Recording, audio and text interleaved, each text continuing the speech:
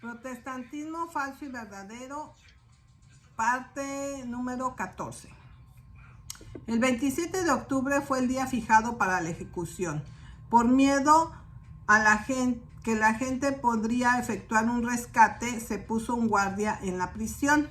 A medida que se acercaba el día, la insatisfacción de la gente se hizo más marcada y cuando llegó el momento se consideró necesario tener una empresa de 200 hombres armados para asegurarse de que los teócratas pudieran lograr el ahorcamiento. Los 3 prisioneros marcharon de la mano al andamio en Boston Common, con tambores golpeando delante de ellos para ahogar las palabras que pudieran decir. A medida que avanzaba la procesión, el reverendo John Wilson, el predicador de Boston, con otros miembros del clero, estaban listos para unirse a la marcha. Wilson gritó burlonamente: ¿tales como los que entran ante la autoridad con sus sombreros puestos? Robinson respondió: eso sí, es por no quitarnos el sombrero que nos matan. Llegaron a la horca. Robinson intentó hablar con la gente, pero Wilson lo interrumpió con: mantenga su lengua, cállese. Va a morir con una mentira en su boca. Los 2 hombres fueron atados y colgados. Se colocó una cuerda alrededor del cuello de la señora Dyer, pero su hijo acababa de llegar de Rhode Island, y ante su ferviente súplica y promesa de llevársela, la dejaron ir. Los cuerpos de los 2 hombres cayeron en un agujero en el suelo y fueron dejados expuestos sin ningún tipo de entierro. La siguiente primavera, sin embargo, la señora Dyer regresó de nuevo. El 1 de junio, ella fue nuevamente llevada a la horca. En el último momento, ella se le dijo que podría irse si ella prometía quedarse fuera. Ella respondió: en obediencia a la voluntad del Señor vine, y en su voluntad permaneceré fiel hasta la muerte. Y entonces la ahorcaron. En noviembre, William Ledra, que había sido desterrado, regresó a Boston. Fue arrestado de inmediato, pero la opinión pública era ahora tan fuerte contra la persecución que el gobierno hizo todo lo posible para persuadirlo de que se fuera, pero no quiso irse. Estuvo en prisión 4 meses y finalmente en marzo fue condenado a la horca. Y pocos días antes de su ejecución fue llamado a comparecer ante el tribunal, y mientras lo interrogaban, Wenlock Christensen, otro cuáquero que en ese momento regresaba del destierro, entró en la sala del tribunal y de pie ante los jueces con la mano levantada dijo: vine aquí para advertirles que no derramaréis más sangre inocente. Fue arrestado y llevado de inmediato a la cárcel. Ledra fue ahorcado, pero Christensen permaneció. Y como él había reprendido abiertamente a los jueces, su caso era el más notorio. Pero como los murmullos descontentos del pueblo eran cada vez más fuertes, el gobierno vaciló en proceder. Los teócratas, sin embargo, aún no estaban listos para ceder, por lo que lo llevaron a juicio ante el Tribunal General, tanto estando presentes el gobernador y el vicegobernador. Endicott dijo: a menos que renuncies a tu religión, morirás. Christensen: no cambiaré de religión ni busque salvar mi vida. Tampoco pretendo negar a mi maestro. Pero si pierdo mi vida por el amor de Dios y predicando el evangelio, salvaré mi vida. Endicott le dice: te invitamos a que digas por ti mismo por qué no deberías morir. Christensen: ¿por qué ley me matarás? Endicott: tenemos una ley y por nuestra ley usted debe morir. Christensen: así dijeron los judíos a Cristo: tenemos una ley y por nuestra ley debe morir. ¿Quién te dio poder para hacer esa ley? Uno de la junta dijo: tenemos una patente y somos los titulares de patentes. Juzga si no tenemos poder para hacer leyes. Christensen dijo: ¿cómo tienes el poder de hacer leyes repugnantes a las leyes de Inglaterra? Endicott dijo: no. Christensen Entonces ustedes han ido más allá de sus límites y han perdido su patente, y eso es más de lo que pueden responder. ¿Sois súbditos del rey, sí o no? Uno de la corte contestó, sí lo somos. Christensen dijo, bueno, yo también. Por lo tanto, viendo que usted y yo somos súbditos del rey, exijo ser juzgado por las leyes de mi propia nación. Uno de la corte dijo, serás juzgado por una mesa y un jurado. Christensen dijo, esa no es la ley, sino la manera de hacerlo, porque nunca escuché ni leí de ninguna ley que hubiera en Inglaterra colgar a los cuáqueros. Endicott dijo, hay una ley para colgar a los jesuitas. Christensen dijo, si me matas, no es porque yo vaya bajo el nombre de un jesuita, pero de un cuáquero. Por lo tanto, apelo a las leyes de mi propia nación. Uno de la corte dijo, estás en nuestras manos, has quebrantado nuestra ley y te juzgaremos. En medio del juicio trajeron una carta y fue entregada a la corte. Era de Edward Wharton, otro cuáquero que había regresado del destierro. La carta decía, considerando que me han desterrado so pena de muerte, sin embargo estoy en mi propia casa en Salem, y por lo tanto propongo que quiten su malvada sentencia de mí para que pueda aprovechar mis ocasiones fuera de su jurisdicción. El juicio había terminado, pero ¿qué debían hacer con el cuáquero? Tenían miedo de sentenciarlo y no podían soportar confesar la derrota dejándolo ir. La corte debatió entre ellos mismos más de 2 semanas en qué hacer. Endicott estaba exasperado hasta el frenesí, porque sintió el suelo derrumbándose debajo de él. Puso el destino de Christensen al voto y no pudo llevar una condena. El gobernador, al ver esta división, dijo, podría con todo mi corazón irme a casa. Estaba tan furioso que arrojó algo furiosamente en la mesa. Entonces el gobernador puso al tribunal a votar de nuevo, pero esto se hizo confusamente, lo que indignó tanto al gobernador que se puso de pie y dijo, tú que no das consentimiento, regístrelo. Doy gracias a Dios que no tengo miedo de dar juicio. Wenlock Christensen, escuche su sentencia.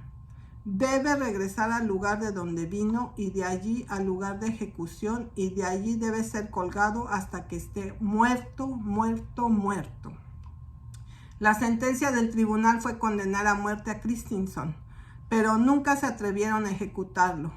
Incluso el salvaje Endicott sabía bien que todas las bandas de trenes de la colonia no podían haber guardado a Christensen hasta la horca desde la mazmorra donde yacía condenado.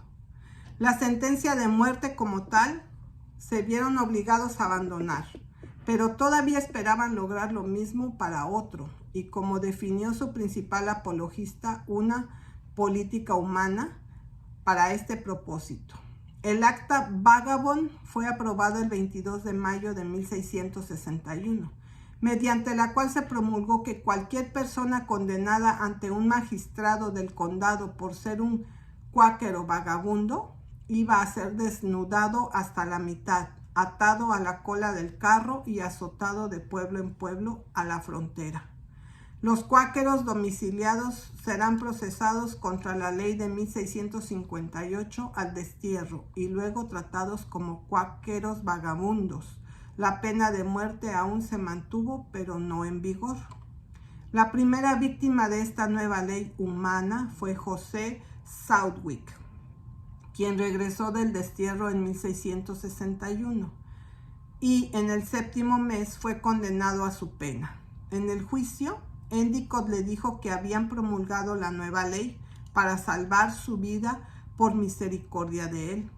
Él inquirió si no era tan bueno quitarle la vida ahora como azotarlo después a su manera 12 o 14 veces con la cola del carro a través de sus ciudades y luego matarlo después. Fue sentenciado a ser azotado en Boston, Roxbury y Dedham. La peculiar atrocidad de los azotes de ciudad a ciudad residía en esto, que las heridas de la víctima se enfriarían entre los tiempos de castigo y en el invierno a veces congelado, lo que hizo que la tortura fuera intolerablemente agonizante. En respuesta a su sentencia, Joseph Southwick dijo: «Aquí está mi cuerpo. Si quieres un testimonio más de la verdad que profeso, tómalo y desgárralo en pedazos. Es entregado libremente y en cuanto a su sentencia no me importa». Luego lo ataron a un carro y lo azotaron por 15 millas, y mientras él cantó para alabanza a Dios, su torturador se balanceó con todas sus fuerzas a 2 manos un tremendo látigo, cuyas correas anudadas estaban hechas de tripas de gato retorcida. De allí fue llevado 15 millas desde cualquier pueblo hasta el desierto, y ahí lo dejaron, en medio del invierno de 1661. Una mujer cuáquera, Elizabeth Hutton, fue sometida a la misma tortura, siendo azotada a través de Cambridge, Watertown y Dedham. En 1662, 3 mujeres cuáqueras cayeron bajo el aviso del reverendo John Rayner, y como el magistrado era ignorante de los tecnicismos de la ley, el anciano actuó como secretario y redactó para él la siguiente orden: a los alguaciles de Dover, Hampton, Salisbury, Newbury, Rowley, Ipswich, Wenham, Lynn, Boston, Roxbury y Dedham, y hasta estos vagabundos los cuáqueros se llevan en esta jurisdicción. Usted y cada uno de ustedes son requeridos en la majestad a nombre del rey para tomar a estos cuáqueros vagabundos, Annie Coleman, Mary Tompkins y Alice Ambrose, y que se apresuren a la cola del carro y conduzcan el carro a través de sus varias ciudades para azotarlas en la espalda, no excediendo 10 rayas cada una en cada uno de ellos en cada ciudad, y así transmitirlas de alguacil en alguacil hasta que salgan de esta jurisdicción, ya que responderá bajo su propio riesgo, y esta será su orden. Por mí, Richard Walden. En Dover, fechado el 22 de diciembre de 1662.